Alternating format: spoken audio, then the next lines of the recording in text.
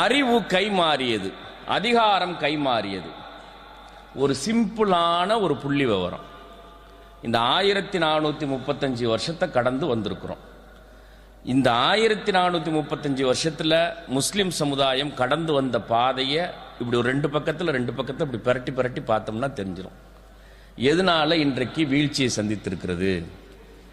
உலக வரலாற்றிலே ஒரு காலத்தில் ஒரு 500-600 ஆண்டு காலம் இந்த உலகத்தினுடைய ஆட்சியாளர்களாக, இந்த உலக மக்களுக்கு தேவையான அத்துணைவற்றையும் கற்றுக் கொடுக்கக்கூடிய மக்களாக, அறிவு ஜீவிகளாக, இந்த உலகத்தினுடைய இயக்க விதிகளை தெரிந்து கொள்வதிலே முதன்மையான சமூகமாக முஸ்லிம் சமுதாயம் வாழ்ந்திருக்கக்கூடியதை நாம் பார்க்க முடிகின்றது. வரலாறு படிச்சிருக்கிறவங்க எங்க வரலாறு படிக்கணும்?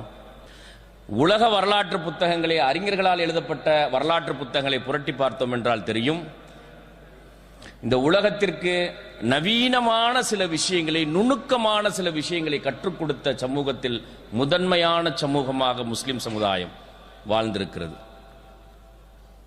ஐரோப்பிய நாடுகள் முழுக்க முழுக்க அறியாமையிலே தவித்துக் கொண்டிருந்த நேரத்தில், பிரிட்டன்ல வாழ்ந்தவனும் பிரான்ஸ்ல வாழ்ந்தவனும் ஆத்து தண்ணியையும் குளத்து தண்ணியையும் குடிச்சுக்கிட்டு இருந்த நேரத்தில் இரிகேஷன் சிஸ்டம் செய்து வீடுகளுக்கு முறையான நீர் பாய்ச்சக்கூடிய அளவிற்கு பைப்லைன் போட்டு நவீனமான வாழ்க்கை வாழ்ந்த சமூகம் முஸ்லிம் சமூகம், இஸ்லாமிய நிலப்பரப்புகளிலே வாழ்ந்த சமூகம்.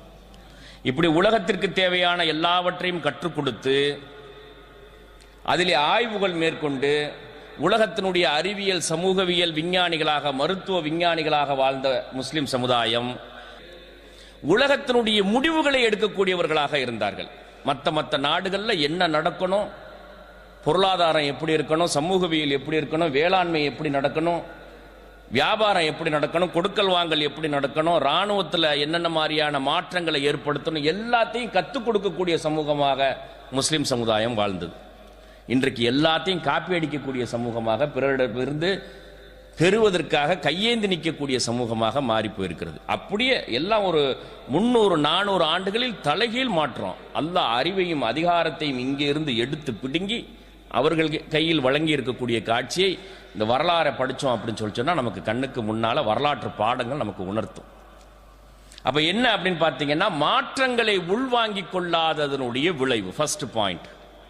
அடுத்து 20-30 ஆண்டுகளில், 40 ஆண்டுகளில், 50 ஆண்டுகளில் இந்த உலகத்தில் ஏற்படக்கூடிய மாற்றங்களை பிரிடிக்ட் பண்ணாதது, அது குறித்து கணிக்காததனுடைய விளைவு. இரண்டாவது, அந்த மாற்றங்கள் குறித்து புரிந்து கொண்டு தன்னுடைய அடுத்த தலைமுறையை உருவாக்காதது. மூன்றாவது, மறுமை குறித்த சிந்தனை, மரணம் குறித்த ஆசை அற்றுப்போய் மரணம் குறித்த அச்சம், மறுமை குறித்த மறதி முஸ்லிம் சமுதாயத்தில் ஏற்பட்டது.